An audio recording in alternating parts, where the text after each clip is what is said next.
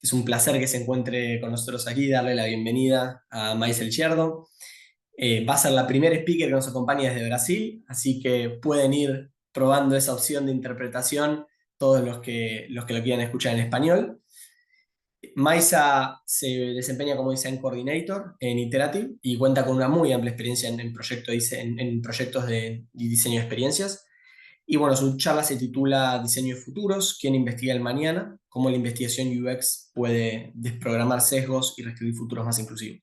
Que nos trae una mirada un poco crítica del rol de UX Research para exponer estos sesgos y nos invitan todos nosotros como investigadores a actuar como un puente ético para entender mejor la perspectiva de las realidades que vivimos. Y me parece realmente un enfoque valioso teniendo en cuenta la característica del evento que intenta tener una perspectiva regional.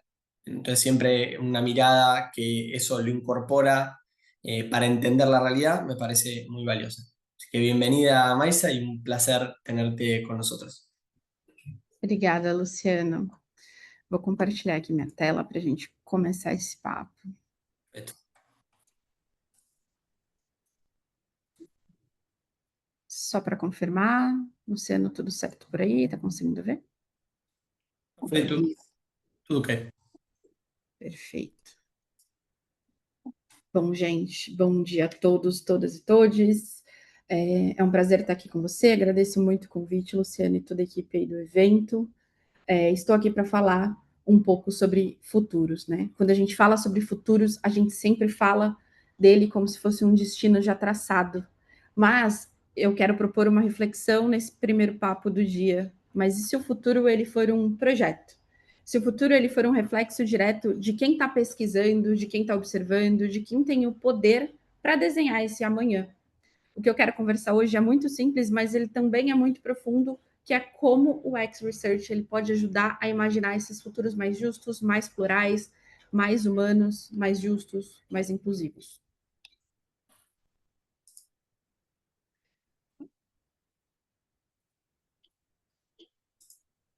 Eu me chamo Maísa Liciardo, mas vocês podem me chamar de Maísa, ou de May, perdão. Eu moro em São Paulo, aqui no Brasil. Eu sou uma mulher branca, estou de fones de ouvido na cor preta, meu cabelo é de cor alaranjado, ruivo, estou com uma camisa preta e uso óculos. Estou com um batom vermelho. Eu trabalho com design de produtos digitais há um pouco mais de 10 anos e atualmente eu estou como líder de times de design, olhando todo esse processo criativo de ponta a ponta, da pesquisa até a entrega final. Atualmente eu tenho me dedicado a estudar design de futuros e me apaixonado cada vez mais pelo tema, porque eu vejo quão é necessário e importante a nossa comunidade de design falar sobre um pouco do futuro e dessa construção que está nas nossas mãos. E partindo do ponto de vista do sul global, afrofuturismo, inovação, eu quero levar muito em consideração esses sistemas que a gente vive e o impacto das nossas ações hoje. E é por isso que eu trouxe esse tema para a gente discutir um pouquinho aqui. Antes de mais nada, eu queria contar para vocês um pouquinho do que é design de futuros. Ele é uma disciplina um tanto quanto nova, né? Não está sendo tão popular ainda, mas o design de futuros ele é uma abordagem estratégica, ética e crítica do design, que ele vai investigar esse amanhã, prototipar e debater essas possibilidades. Mas o ponto não é prever o futuro, porque a gente não está falando de oráculo, astrologia, tarô e etc. Aqui a gente está falando sobre expandir as possibilidades, o que é desejável e o que é justo para esse amanhã. O design de futuros ele vai combinar métodos de foresight, de ficção, de pesquisa, para questionar esses sistemas que vão moldar o nosso olhar e as nossas decisões para amanhã. E quando a gente faz isso, a gente percebe algo muito essencial. Não dá para falar de presente e de futuro sem a gente olhar para o passado. As nossas escolhas de hoje elas vão refletir esse futuro. E se esse futuro vai ser uma repetição ou uma reparação da história que já aconteceu. E eu vou mostrar um pouquinho disso para vocês aqui, especialmente sobre inovação. A gente tem uma pessoa que é o Peter Bishop, que ele é uma baita referência em design de futuros, que ele fala que o estudo de futuros é o estudo da mudança. E a gente tem uma brasileira que acompanha o trabalho do Bishop, que é a Rosa Alegria, e eu adoro o nome dela, muito bom, e que ela completa falando que o futuro ele é um campo plural, coletivo e nunca singular. Então, quando a gente ouve, quando a gente pesquisa comportamento, ouve o usuário, analisa esses dados, na prática, a gente está decidindo quais histórias elas vão para o amanhã. E eu acho que talvez o importante não seja a gente questionar como vai ser o amanhã, mas quem está sendo ouvido, escutado e considerado para imaginá-lo. Então, o design de futuros ele vai falar um pouquinho sobre isso. Nesse primeiro ato, eu queria convidar vocês a entender que o futuro ele é um lugar de disputa, porque ele não é neutro. A gente fala sobre vieses, sobre não fazer pesquisas enviesadas, mas toda pesquisa ela parte de um ponto de vista, de uma necessidade, de uma visão de mundo. E essas relações elas vão ser consideradas no futuro.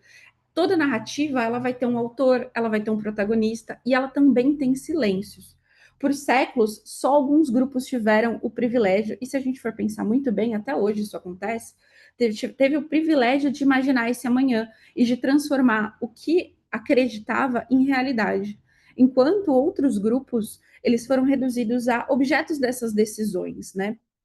Disputar o futuro é disputar quem tem esse direito de imaginar. E a nossa imaginação ela precisa ser cada vez mais trabalhada e discutida.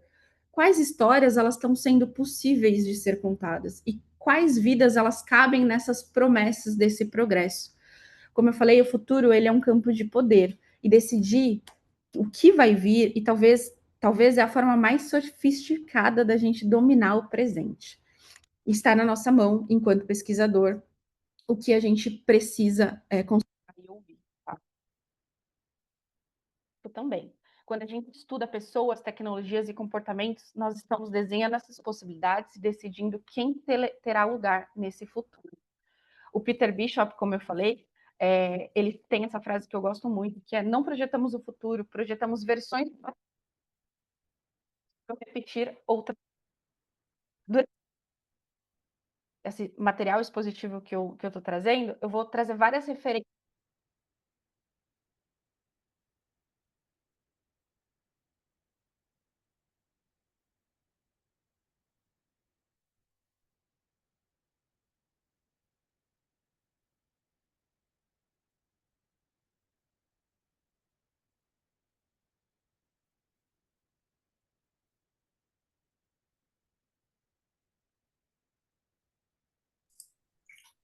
Maisa, creo que se cortó el audio. Você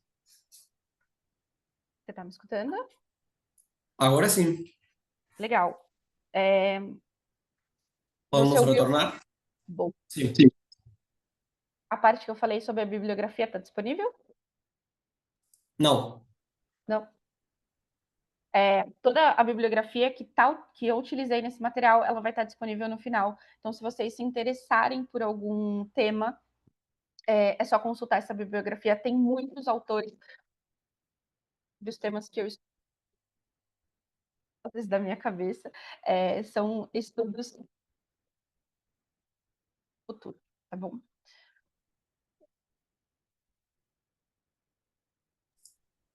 Ahí se ha vuelto a cortar, Maisa. Melhorou? Voltou? Ai, meu Deus.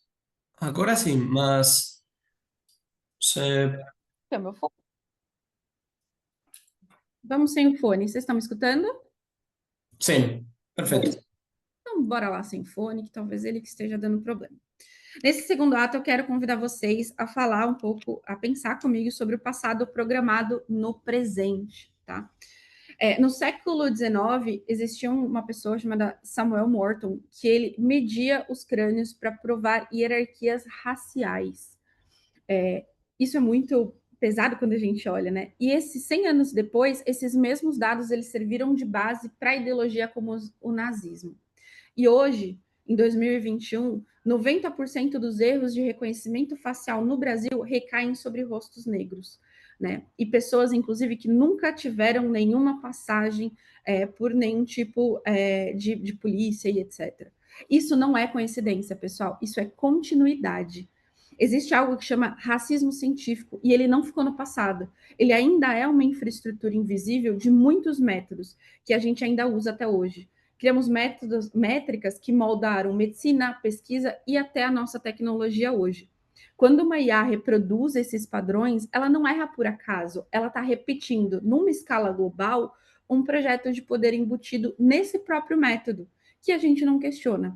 O problema não é o algoritmo, é o mundo que ensinou esse algoritmo a ver. dado o exemplo da IA que o Elon Musk disponibilizou, e essa IA ela começou a ter respostas racistas, né? Então, o próprio mundo que a gente tem ensinou a ver esse algoritmo dessa forma. Se a gente não questionar esses legados, a gente vai continuar transformando essa desigualdade histórica em uma previsão técnica, né? E a gente tem a ciência e o poder muito juntos. A neutralidade é um mito mais eficiente já criado por uma branquitude. E o design, ele herdou esse mito. A ideia que a gente vai observar de um ponto de vista totalmente neutro é quase que utópico. Toda medição, ela vem com uma escolha, e toda escolha, ela tem um poder. Né? Existem alguns pesquisadores que eu vou citar aqui, a Natália Silva, a Denise Gomes e a Sandra Basile aqui do Brasil, elas mostram que a ciência brasileira, ela ainda é guiada majoritariamente por corpos que são masculinos, que são brancos, dentro de um eixo sul-sudeste. E aqui no Brasil, o eixo sul-sudeste são as nossas principais metrópoles. A gente tem outros autores, Rezende e Ostman, chamando isso de branquitude epistêmica, que é a crença de que o olhar branco ele é um olhar universal. E tudo o que foge dele, a gente vai precisar explicar, traduzir ou corrigir. E o que acontece quando essas estruturas elas viram esse código, uma planilha, uma IA, esses algoritmos eles passam a repetir essa mesma lógica colonial. Então, a diferença é que agora isso está acontecendo em uma escala global, com aparência de uma previsão muito técnica de que funciona. O problema não é só o dado, é quem está coletando e como a gente está interpretando isso. E quem está se beneficiando dessa verdade que parece neutra, mas ela não é. Tá? Então, os algoritmos, eles não inventaram o racismo, eles escalaram, tá? Eu acho que é Hurá, talvez, Benjamin. Ele chama isso de o novo código do Jim Crow, né? Que são sistemas onde a exclusão, ela é automatizada e disfarçada de eficiência. A gente tem uma outra autora que chama Safia Noble, que ela mostra que esses mecanismos de busca, elas estão reforçando esses estereótipos raciais e de gênero, colocando a violência dentro dessa conveniência, dentro dessa interface conveniente. Aqui no Brasil, a gente tem a Isabela Ferreira e a Letícia Barbosa também pesquisando sobre isso e falando sobre como as IAs, as públicas quanto as privadas, estão repetindo essa lógica colonial. O dado, ele não está neutro, tá? A tecnologia, ela não é uma ruptura, ela é uma herança que a gente está carregando. E não questioná-la vai reforçar todos esses vieses que eu estou trazendo aqui para vocês, tá? E não menos importante, é bacana a gente colocar o negacionismo científico na mesa também, que não é só a recusa de acertar essas evidências, mas é um projeto de produção de desinformação. A ideia do negacionismo científico é criar antimétodos, narrativas que se comportam como pesquisa, mas elas estão rejeitando o rigor, a ética e a validação, a verificação. E a gente sabe que pesquisa é rigor. A distorção ela é travestida de método, e justamente isso é que vai tornar muito perigoso essa questão. Quando esse método de pensar ele vai penetrando aqui as nossas formas de interpretar esses dados, de construir hipóteses ou de validar resultados, a gente tem uma contaminação quase que silenciosa, sistêmica de tudo isso. No nosso dia a dia, como pesquisadores, como designers de futuro, o negacionismo ele vai se filtrar em gestos muito cotidianos, numas métricas que são absolutizadas, nos achismos que são disfarçados de insight, nas análises que vão ignorar contextos sociais, raciais, ambientais. Então, aqui o que fica de provocação é o meu produto, o meu serviço, ele está levando em consideração todos os públicos que utilizam ou não. Afinal, a gente tem todo o viés que não é reconhecido, ele vai se transformando numa verdade dentro de uma metodologia. Se a gente não questiona essa origem, essa integridade dessas informações, sejam elas humanas, sejam elas vindas de um algoritmo, a nossa capacidade de imaginar um futuro, ela vai desmoronar. Porque a desinformação, ela não vai não só construir, mas ela vai sequestrar o futuro de algumas populações.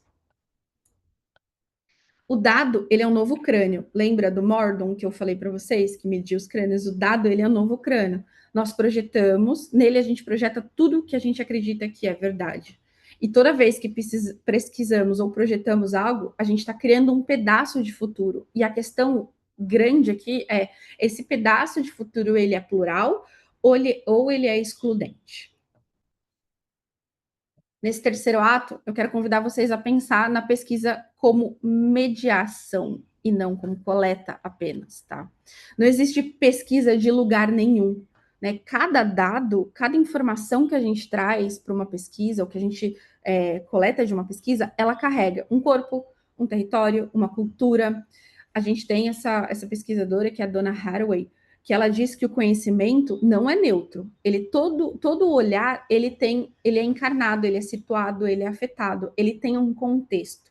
Isso significa que pesquisar é muito mais do que observar, é reconhecer esse lugar de onde a gente está falando. E também perceber que o nosso olhar, ele também se apaga, né, quando a gente não leva essas considerações. O pesquisador, ele precisa se perguntar, qual é o ponto que eu observo? De onde eu estou enxergando isso? Quem eu vou deixar de fora e quem eu vou incluir. Porque o que futuro o meu método ele está apagando, ou que ele está desvalidando, ou que ele está desconsiderando. Porque toda escolha, tanto de metodologia, de público, ela vai também ser uma escolha de mundo. Escolhas que a gente vai ter que fazer. Algumas para alguns negócios, outras para outros serviços, mas a gente vai precisar moldar o nosso olhar e entender de fato o que, para quem a gente está pesquisando e o que a gente está pesquisando, quem está sendo excluído ou não. Eu acredito muito que a pesquisa ela é uma ponte ética. A pesquisa de usuários ela nasceu para compreender essas pessoas e mais muitas vezes para otimizar esses dados. E é aí que a gente precisa mudar o verbo. A gente precisa de uma pesquisa que faça essa mediação. Aqui eu trago 4 movimentos de pesquisa, que é ouvir, interpretar, traduzir e restituir, devolver. Né? Esses 4 movimentos dessa pesquisa vai devolver sentido, vai devolver voz e lugar para quem a gente está escutando. O X-Researcher, ele ocupa um lugar muito raro, que é essa ponte entre o presente e os mundos que ainda não existe. Em design de futuros, a gente fala que o futuro ele não existe, ele é algo que não é tangível. E o X-Research ele tem essa missão de levar informações para que esse mundo seja construído. Quando a gente pesquisa com consciência crítica, reconhecendo esses limites, essas lacunas, esses vieses, a gente abre espaço para outras vozes, para que esse futuro ele seja plural. Os futuros aqui do Sul Global, onde a inovação ela não é uma repetição de poder, e daqui a pouco eu vou mostrar para vocês o que o Sul Global está fazendo, especialmente Brasil. Mas existe criação de novas possibilidades de vida. E esse eu acho que é o papel do pesquisador, usar esses dados, essas etnografias como matéria-prima para imaginar aquilo que ainda não está. E se perguntar o tempo todo, que futuro eu estou omitindo, quais histórias eu não estou contando, quem ainda não foi ouvido no meu processo. Tem uma autora que é muito bacana, que é a Susan Levi, inclusive já passamos uma frase dela agora há pouco, que ela fala que isso é governança ética do dado. E ela sugere isso como um pacto coletivo de responsabilidades sobre tudo que a gente cria e sobre quem está sendo afetado com isso. Há uma outra frase que resume bastante também, que antes de uma lei corrigir o viés, um pesquisador poderia ter percebido. Então, nosso olhar sobre isso é muito importante. A pesquisa, ela começa quase como uma escavação profunda desse presente, né? Com etnografia, com dado, com comportamento, com território, nessas relações invisíveis. Alguns autores, eles sugerem que o pesquisador, ele é quase como um arqueólogo, que ele vai desenterrar esses significados, essas práticas que foram esquecidas, essas vozes que foram silenciadas, e transformar em matéria-prima, como eu falei, para imaginar o amanhã. Quando a gente combina dados e etnografia, essa pesquisa ela vai abrir dados para imaginar outras realidades que a gente não viu, que a gente não considerou, que vai escapar do previsível. Futuros em que o método ele não é um espelho do passado, mas uma ferramenta da gente reparar essas coisas, essas injustiças. E a gente acha que isso está muito longe, mas não. Né? Se a gente olhar para o nosso dia a dia, quantos públicos a gente deixou de escutar, e esses públicos trazem outras visões de mundo que, de fato, vão mudar o nosso contexto de negócio. Então, é muito real, isso é muito prático para a gente trazer para o dia a dia. Quando a gente coleta, categoriza, interpreta, a gente não está só reunindo algumas informações, a gente está decidindo, né, como eu tenho falado, o direito de quem vai existir naquele sistema, de quais narrativas a gente vai só considerar. Então, todo método e toda pesquisa ela tem uma lente, e toda lente ela vai trazer um viés. Esses vieses cognitivos, como de confirmação, de ancoragem, de representatividade, eles vão moldar hipóteses e análises. E elas vão entrar nos nossos formulários, nas nossas perguntas, nas nossas interpretações desses dados, desses achados. E o que acontece quando esses vieses, eles encontram esses sistemas automatizados? Vai virar código. E esse código, como eu tenho dito, vai escalar essa desigualdade. O papel do pesquisador aqui, então, ele é como um mediador ético dessa cadeia, né? É detectar onde o humano já enviesou alguma pergunta, onde os dados estão reproduzindo algumas exclusões, e como a gente redesenha esse processo para impedir que esse erro vire uma injustiça sistematizada. Porque, no fim, a pesquisa é decidir quem vai entrar no futuro e quem vai continuar sendo invisível para ele.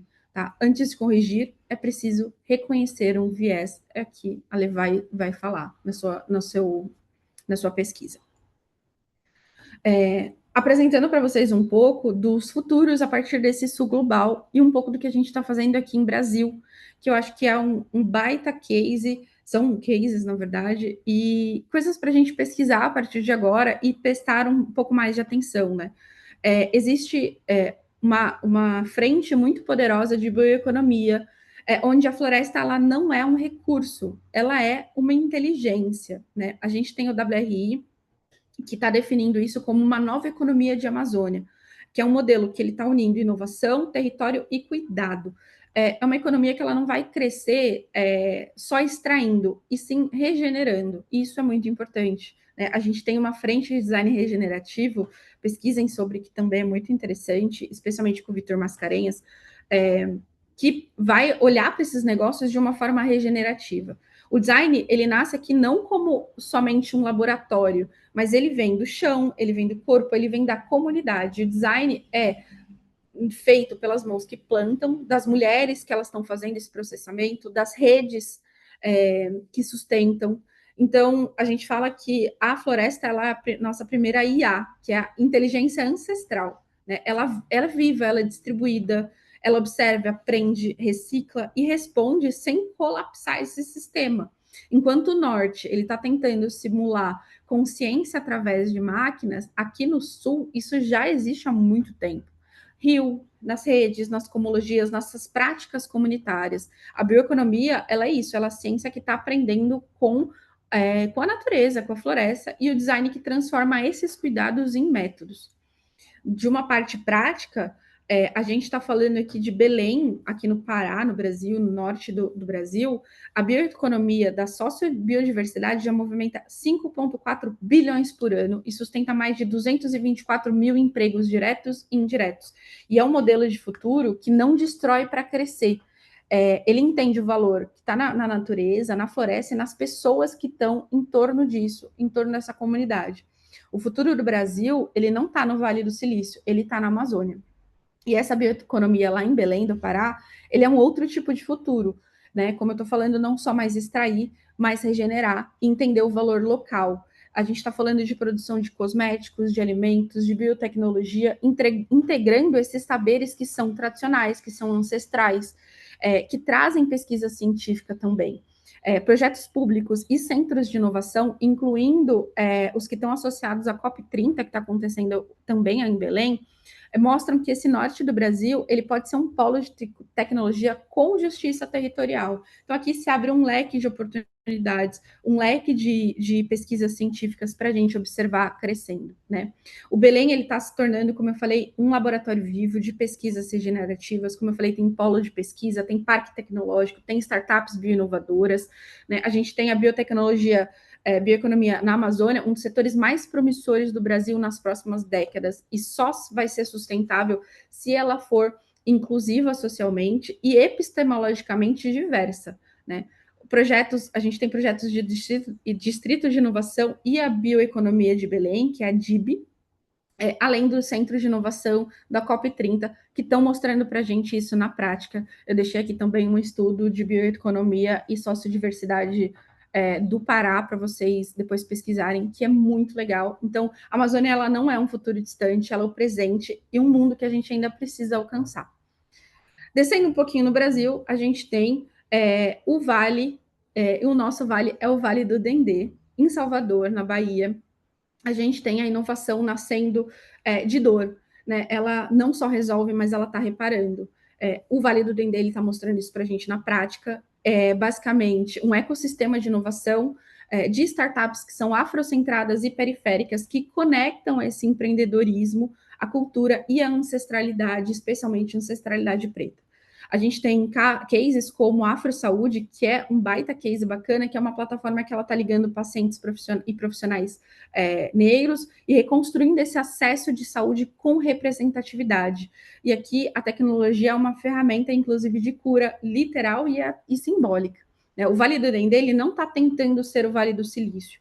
Pelo contrário, ele está prezando pela ancestralidade como um modelo de inovação que nasce nessas margens e se move pelo coletivo. Como diz o próprio manifesto do Vale do Dendê, ele fala assim, quando a inovação nasce da periferia, ela muda o que a gente chama de escala, e é isso que o Sul Global está tentando fazer, ele não está tentando imitar, ele está tentando reinventar a lógica do que é possível. E o que nasce no Salvador não é só tecnologia, é design de futuros no seu estado bruto. E aqui a gente está falando de metodologias de pesquisa, de ancestralidade, de integrar isso com a terra, com esses movimentos, para a gente conseguir transformar essa ancestralidade em estratégia, em cuidado e transformar esse cuidado em método e pertencimento como um modelo econômico. O Vale do Dendê, eu acho que ele é um lembrete muito poderoso que os futuros eles não estão sendo inventados ou reinventados a partir do centro. Eles vão ser cultivados, eles vão ser reinventados a partir das bordas. E o que a gente consegue aprender sobre esses territórios, sobre esses processos de inovação, né?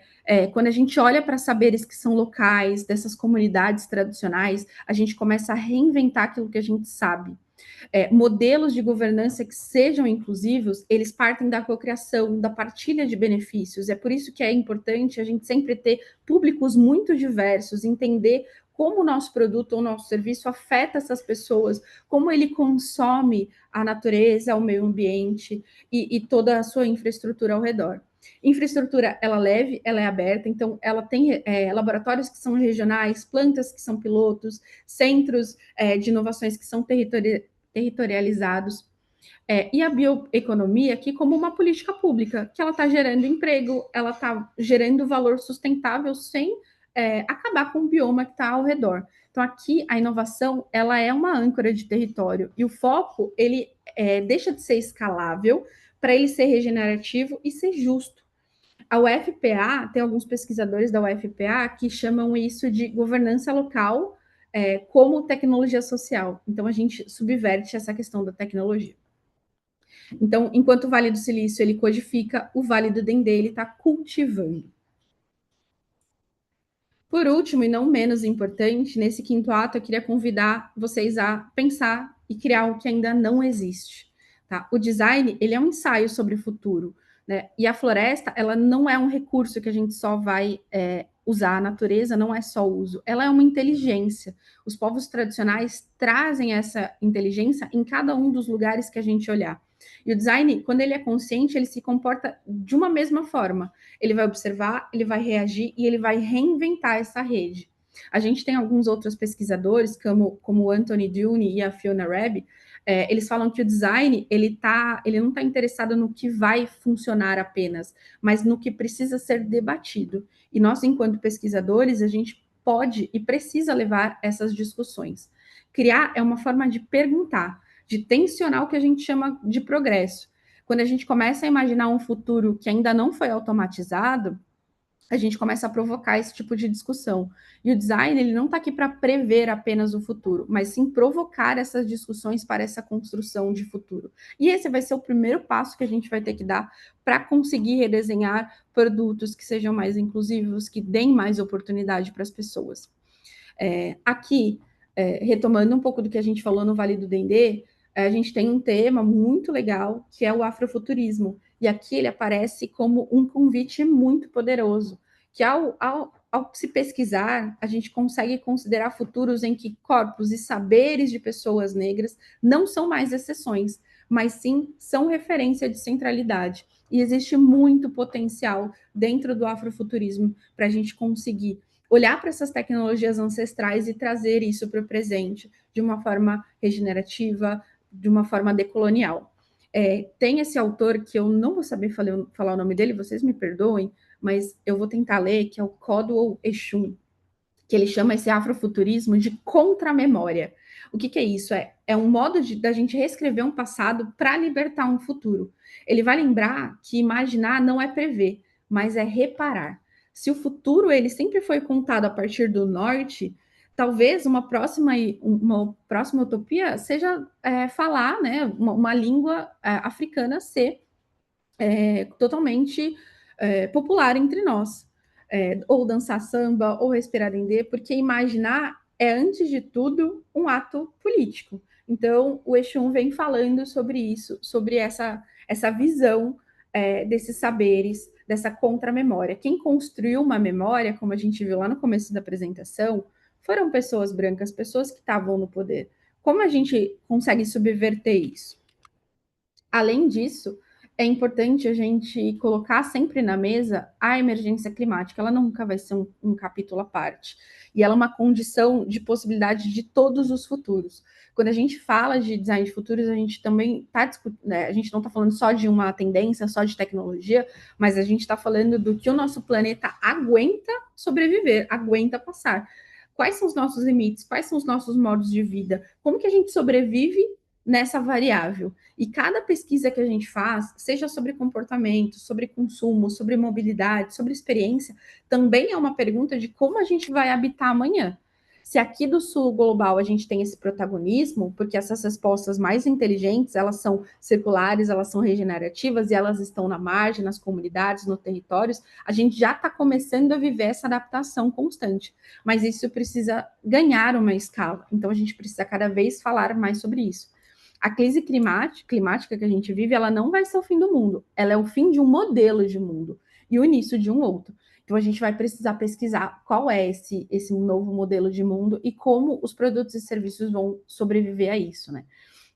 Inspirado aqui no Latour, na Haraway, no Escobar, que são autores que eu citei, não existe inovação se a gente não tiver futuro para habitar, se a gente não tiver mundo para existir.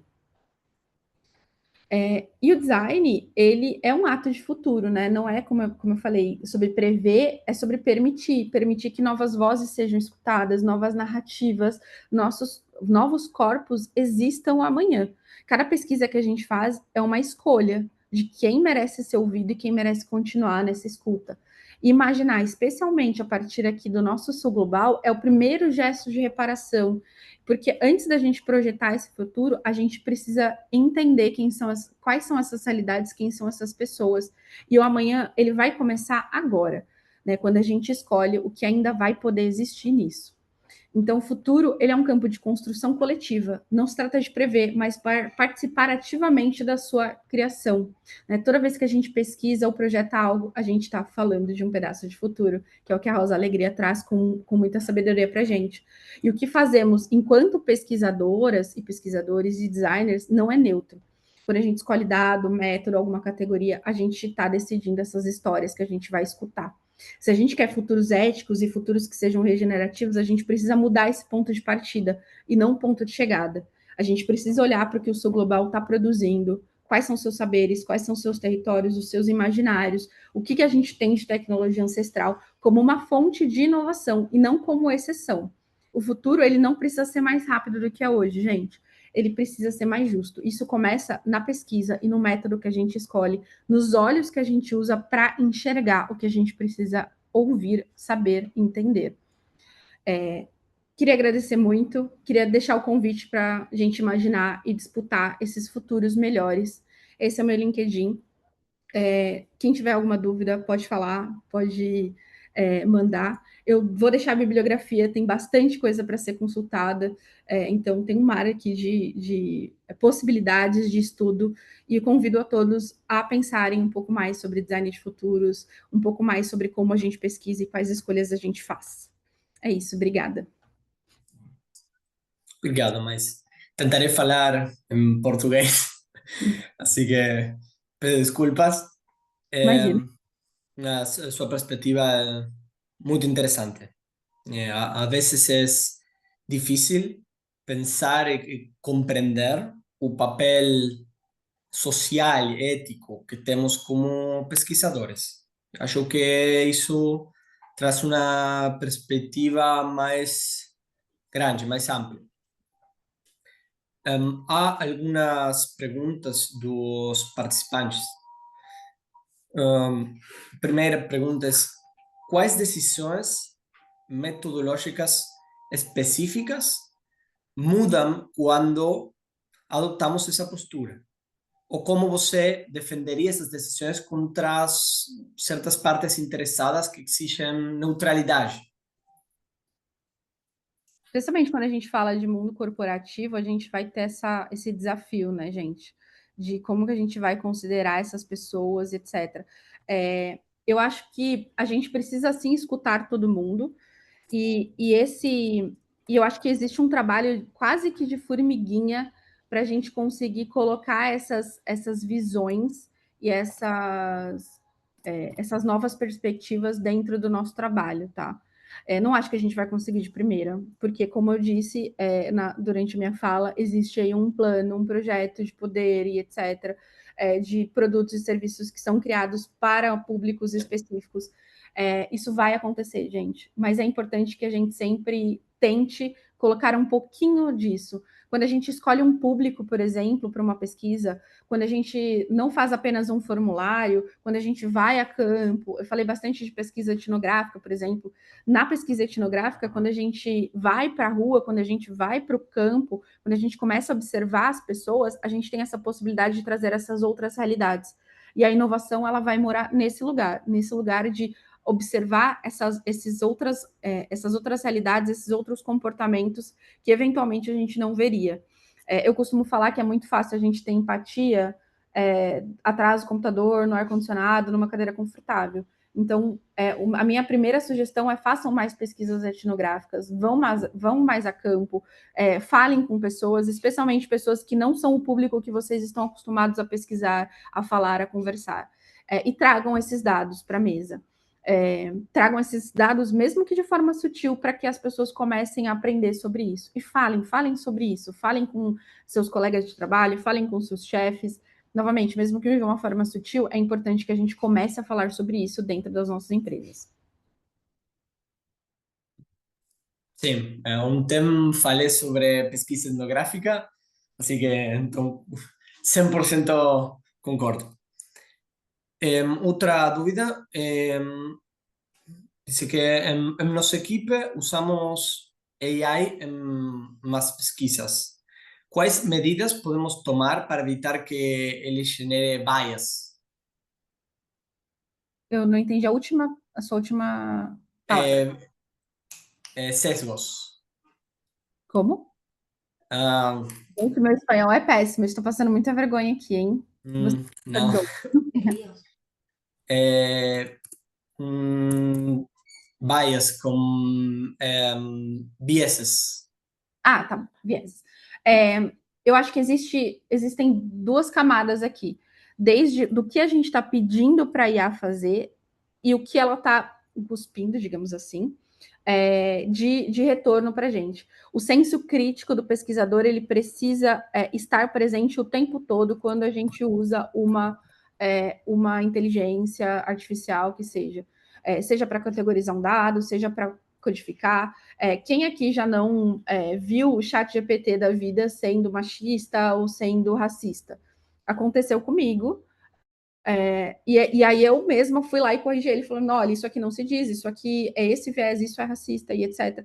Então, a gente precisa interpretar esses dados. O papel do pesquisador nesse lugar é sempre ser crítico, o mais crítico que a gente puder com essas inteligências. Eu entendo que a inteligência artificial ela adianta muito o nosso trabalho, especialmente quando a gente está falando de consolidar um resultado de pesquisa e etc. Mas essa consolidação, ela é só uma meu Deus, a gente está só agregando esses dados e categorizando esses dados, Uhum. conciliando esses dados, ou ele está interpretando esses dados. Então, se ele interpreta, aí sim a gente precisa entrar e olhar para isso e falar, poxa, isso aqui ele tem um viés X, Y, isso aqui talvez não seja esse dado, eu vou precisar apurar e refinar, vou precisar olhar esse dado no micro e não aceitar apenas o que a inteligência artificial está me cuspindo como resposta. Então, cara, senso crítico vai ser muito importante sempre. Muito obrigado, Maisa. Obrigado por todos os contenidos. Alguns participantes tenían dúvida de bibliografías y material. Vamos a pasar por email, ¿ok? Todo material, todas pesquisas de los participantes. Daniela comenta que... sí. Daniela comenta que me gustó del enfoque, más cree que acha que está alejado aplicación en contexto entorno corporativo, a excepción de los programas de RC, por responsabilidad social. Se você crê mais que se pode aplicar em um entorno corporate. Com certeza. Eu acho que a gente precisa falar disso no mundo corporativo, tá, gente? Porque o mundo corporativo, de fato, ele é moldado. E aí, a primeira provocação que eu sempre faço é quantas pessoas negras, trans, tem na sua equipe ou na sua empresa? Essa é a primeira coisa.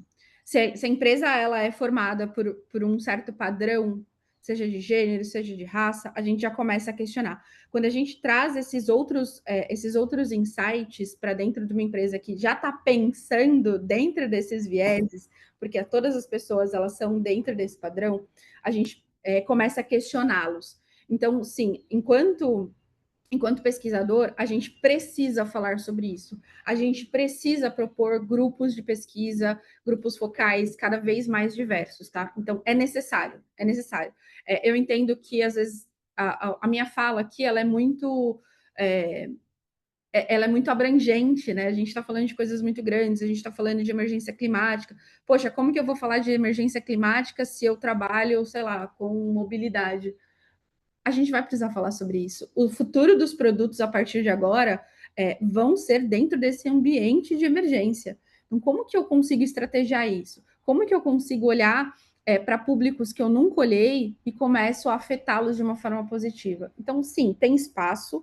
Eu entendo que é muito difícil a gente falar sobre isso no mundo corporativo. Eu entendo que essa padronização, esse poder, esse sistema que hoje a gente vive, seja político, seja social, ele está aí para funcionar desse jeito que está parametrizado, digamos assim. Mas é importante que a gente fure essa bolha, tá? Então, enquanto pesquisador, está na nossa mão furá-la. Sí, concordo.